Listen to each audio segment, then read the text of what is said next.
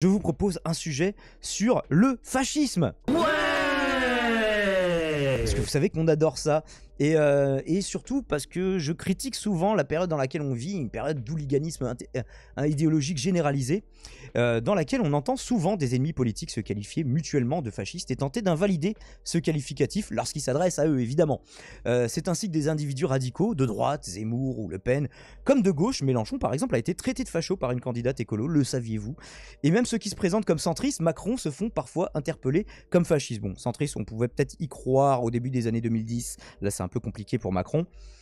Alors d'autres pensent à l'inverse que ce mot est employé abusivement, que l'on voit du fascisme là où il n'y en a pas, voire que le fascisme n'existe pas, ou en tout cas n'existe plus.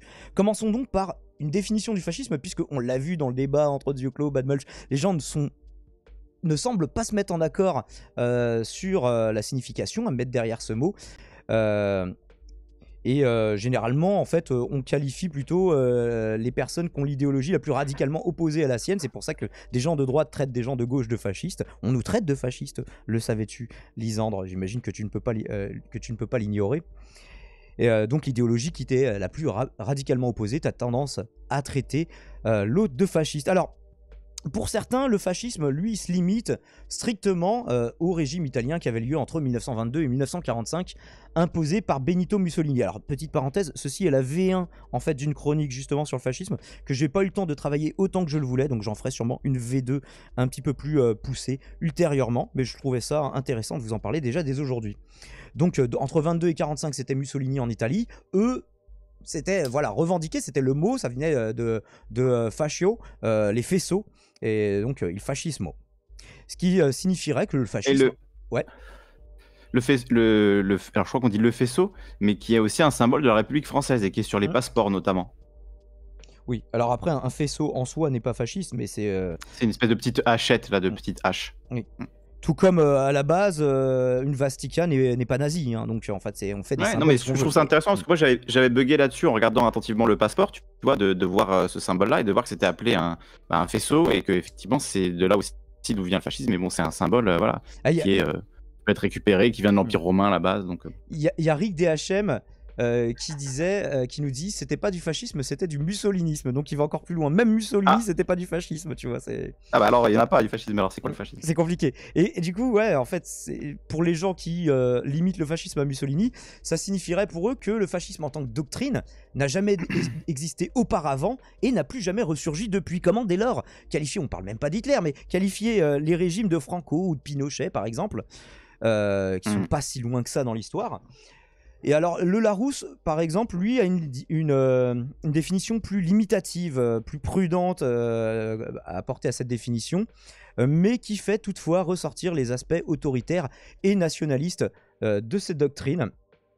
Donc vous voyez une définition très très succincte. Si vous comparez justement à la notice Wikipédia sur le même sujet, ils te disent vraiment, voilà, littéralement, régime établi en Italie entre 22 et 45, fondé sur la dictature d'un parti unique, l'exaltation nationaliste, le mot est important, le corporatisme, le mot est important aussi. En deux doctrines ou tendances visant à installer un régime autoritaire rappelant le fascisme italien, ce régime lui-même. Et après, bon voilà, c'est plus une façon de parler que la désignation là, en troisième définition, c'est une attitude autoritaire, etc. Donc une fois que ceci est posé, on peut s'intéresser à ce que nous en dit Wikipédia, qui a une définition plus complète sur le coup, expliquant qu'il s'agit d'un système politique autoritaire qui associe populisme, là aussi le mot est important, nationalisme et totalitarisme au nom d'un idéal collectif suprême et d'un, je cite, mouvement d'extrême droite révolutionnaire. Parce que ça répond aussi, est-ce que le fascisme, c'est une idéologie de gauche? En fait, il y aura toute une série de vidéos sur ce sujet, mais on commence par le fascisme italien, vous allez voir pourquoi. Et il y a enfin les célèbres points, la liste des 14 points listés par Umberto Eco pour tenter de qualifier cette doctrine. Vous en avez entendu parler justement, puisqu'on disait le débat entre Badmulch et Zio. Et bien justement, ce sont ces points-là, on ne revient pas dessus parce qu'on a déjà fait des émissions qui y sont consacrées, mais je vous mettrai évidemment tout ça dans la description. Donc voilà, le conservatisme, l'autorité, le culte de la tradition, qui ne peut pas supporter une critique analytique, l'absence, le fait de vouloir interdire les autres voix, les autres partis, les autres organes de presse, les autres syndicats. de vouloir approuver à chaque fois que ce soit des émanations de ton parti. Qu'est-ce qu'on a d'autre? Je vous laisse. Il y a bien évidemment le racisme, toutes les idées réactionnaires, le fantasme d'une culture passée. Il y a toutes ces choses-là, la culture de la force et de la violence. Enfin, il y a pas mal de cases à cocher pour Umberto Eco. Alors certains rétorquent parfois que justement cet auteur, quoique intellectuel reconnu et célébré, n'a pas spécialement de légitimité pour définir cette doctrine. Du coup, alors vu que tout le monde, d'où ce premier épisode, vu que tout le monde s'accorde au moins pour dire, est-ce qu'on est au moins d'accord pour dire, à part la personne de tout à l'heure, que le régime de Mussolini était fasciste, on va s'intéresser à ce dernier, peut-être à ce premier selon votre définition du terme, d'autant qu'on sert souvent à droite de son exemple pour nous dire mais le fascisme aujourd'hui ça n'existe plus, le seul fascisme qui a existé il était italien et c'était une idéologie de gauche. Vraiment? Est-ce que c'était vraiment une idéologie de gauche? Alors on va essayer de regarder ça succinctement et voilà, c'est ce qui nécessitera peut-être une V2 après cette longue introduction. La réponse courte est non. Hein. Comment? La réponse courte est non, ce n'est pas une idéologie de gauche, mais... Voilà, spoiler alert. Mais tu vas le développer, je te laisse développer. Moi je donne ma réponse et je te développerai après. Alors déjà, qui est Mussolini? Succinctement, il vient d'une famille modeste, c'est un enfant assez violent, il a fait partie de ce qu'on appelait les futuristes, un courant philosophique, architectural, artistique et politique, qui était dans toute l'Europe, pas uniquement l'Italie, on en parlait tout à l'heure dans l'introduction de cette émission, qui louait justement le progrès technique et technologique, pas forcément les autres formes de progrès, et certains le voient du coup comme un mouvement proto-fasciste. Par contre, Mussolini a bien commencé sa carrière comme socialiste, mouvement de gauche, là il n'y a pas de problème, et même comme journaliste socialiste à l'Avanti, un journal de l'époque. Faut savoir qu'il a quand même été exclu dès 1914 de son parti pour avoir appelé à entrer en guerre lors de la Première Guerre mondiale. Et alors on verra d'ailleurs qu'il y aura une petite vengeance contre l'Avanti. Lui il a créé son propre journal, je sais plus comment ça s'appelait, si c'était pas Il Popolo d'Italia ou quelque chose comme ça. Et c'est d'ailleurs en tant que soldat dans cette guerre qu'il prônait que le futur Duce sera séduit par une autre idéologie permettant peut-être plus facilement d'exalter les foules, le nationalisme, où il se disait mais si j'arrive avec voilà l'amour exacerbé de notre nation à envoyer des jeunes se faire mitrailler pour conquérir un sommet où il y a un nid de mitraillettes, peut-être qu'on peut faire une révolution avec ça, hein. Et donc en 1919, Mussolini déclare la guerre aux socialistes, officiellement et même très concrètement, puisqu'il va jusqu'à incendier le siège de son précédent employeur, justement, je vous en parlais il y a une minute, le journal L'Avanti. Alors il attend encore jusqu'en 1919, il a essayé de rallier à sa cause des partis de gauche non socialistes. Ça a complètement échoué et du coup dès 1920 Mussolini a fait alliance avec la droite, avec les différentes droites qui existaient en Italie, pour accéder, puis pour se maintenir au pouvoir, prenant comme alliés des conservateurs, des nationalistes et des royalistes. Je ne sais pas si c'est spécialement très très gauchiste friendly. Du coup, on a un extrait de Bégodeau qui en parle dans l'interview de Livre Noir que je vous ai noté. Je vous ai noté ce petit extrait que je trouve sur le coup plutôt éclairant. Écoutons-le ensemble. Alliance avec le capitalisme qu'il pourfondait. Renseignez-vous un peu sur Mussolini. Mussolini qui commence comme ça à racoler. Qui a commencé à gauche. Oui, mais tout à fait. Qui commence un peu, qui commence à racoler au départ en pourfondant beaucoup la bourgeoisie. C'était son truc quand il était socialiste, etc. Et puis il a très très vite vrillé. Il se met plus à parler des classes populaires, il se met à parler de popolo, hein, le peuple. Et donc là, ça y est, il a basculé plutôt à droite. Il met en avant plutôt le peuple comme entité abstraite dont tu te revendiques. Ça aussi, c'est une des caractéristiques du fascisme. Motif identitaire national plutôt que le motif social. Mélenchon le fait aussi. À droite. Et à partir du moment où il est passé à droite... Mais alors, le populisme à lui seul ne suffit pas pour qualifier quelqu'un de fasciste. Mais, voilà, dire bah non, je suis pas fasciste, je défends le peuple. Mais en fait, si tu tout le monde est censé défendre le peuple, mais le populisme, c'est encore une expression différente. Oui, Lisande, t'avais peut-être quelque chose à rajouter. Non, mais c'est juste un des aspects, effectivement. C'est pas un truc caractéristique. Oui, il faut cocher plusieurs cases. Ça suffit, tu vois. Voilà. Parce que même moi, je suis sûr, si je cherche, je dois bien cocher une des cases du fascisme, sûrement, tu vois. Donc, Ah oui, c'est sûr. Bah oui, tu es un populiste aussi. Tu es un démago. Ah bon. Fasciste. Ok. Rendons la parole à Bégodeau. Qui, avec la bourgeoisie, contre le mouvement ouvrier. Donc en fait, si vous voulez, moi, l'idée que cet illibéralisme pourrait recouvrir de quelque manière que ce soit une once d'anticapitalisme est une des grandes falsifications de l'époque. Et elle est Et redoutable. alors là, après, ça rejoint plus le propos sur la confusion qu'on traitait hier. Je réupload l'émission. ASAP, évidemment. Alors, Mussolini était. Ouais. Il y a un point intéressant en 1918 quand Mussolini abandonne le socialisme, donc très très tôt, hein, on le rappelle quand même. Dès 1918, 1914 en fait. Hein. 1914 voilà, mais plutôt. Hein. vraiment, sur Wikipédia, il dit ça se concrétise sur la page Wikipédia de Mussolini. Il dit ça se concrétise en 1918 quand il change le sous-titre de son journal Il Popolo d'Italia, qui devient le journal des combattants et des entrepreneurs. Bah justement, tu me fournis une bonne transition parce qu'une fois dirigeant de Les l'État... combattants et les entrepreneurs, c'est un bon truc, c'est bien fasciste ça. De quoi? Combattons les entrepreneurs ou combattons avec les entrepreneurs? Non, le journal des combattants et des entrepreneurs. Voilà, oui. Donc, en gros, les mecs qui font le coup de poing et les mecs dans les boîtes, les bourgeois propriétaires. C'est le peuple et les petits patrons. Mais alors, on va voir que de petits patrons, c'est devenu autre chose. Une fois dirigeant de l'État, économiquement et socialement, il était de droite. Alors, c'est beaucoup sous l'impulsion d'Alberto De Stefani. Il va se convertir même au libéralisme. Et là, il y a une déclaration de 1922 de Mussolini. Dites-moi si c'est spécialement de gauche économiquement.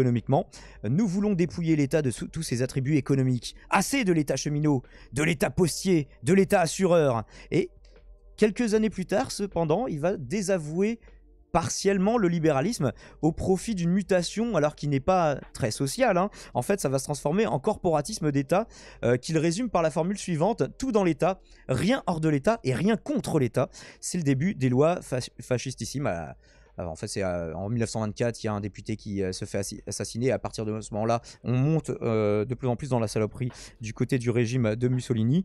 Alors, son régime était du coup évidemment totalitaire, nationaliste, interdit tous les autres syndicats, par celui qui était l'émanation de son parti, abolit le droit de grève, interdit les autres partis, interdit la liberté de la presse, introduit la peine de mort, on en parlait tout à l'heure, pour certains délits à caractère politique par la loi du 25 novembre 1926. Qui pense sérieusement ici que ça, c'est des mesures de gauche? Juste, je fais un petit arrêt. Est-ce que vous trouvez que c'est des mesures de gauche? Là, on parle même pas encore de la déportation des juifs, évidemment. Hein, mais... Ouais. De la collaboration avec l'Allemagne nazie. Donc voilà, je sais pas, je regarde dans le chat.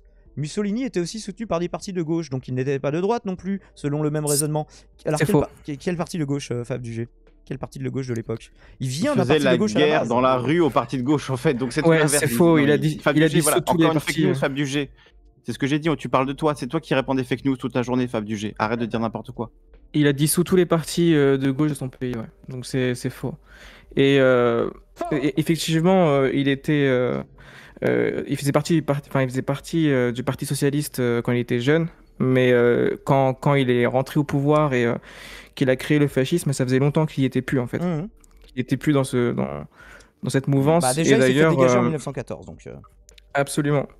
Et d'ailleurs, il arrive au pouvoir en 1922, donc il y a eu 8 ans entre les deux. Hein.